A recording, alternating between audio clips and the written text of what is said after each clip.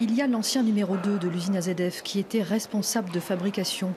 Il y a l'ancien directeur sécurité ou encore l'ex-DRH. Tous sont venus à la barre dire que l'usine était très bien gérée. Tout était fait avec rigueur.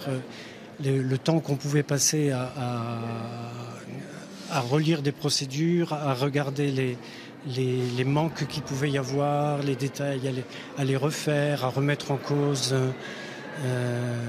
Voilà, j'ai oublié de parler d'un certain nombre de choses, mais on était à l'affût du moindre défaut pour pouvoir y remédier et corriger.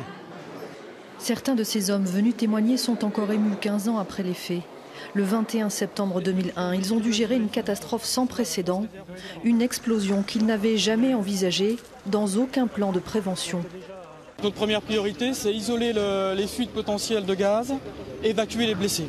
Et après, on essaiera de comprendre d'où ça vient. Pour certaines parties civiles, on est très loin d'une usine parfaite.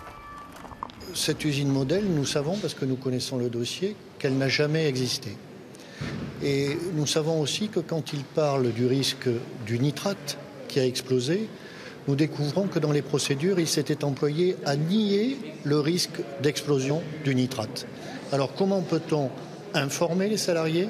Comment peut-on les former? Et comment peut-on se prémunir contre ce risque si on le nie? Serge Bichelin a-t-il commis une faute? C'est la question à laquelle doit répondre la Cour d'appel de Paris. L'ancien directeur de l'usine AZF est poursuivi pour homicide et blessures involontaires par violation d'une obligation de sécurité ou de prudence.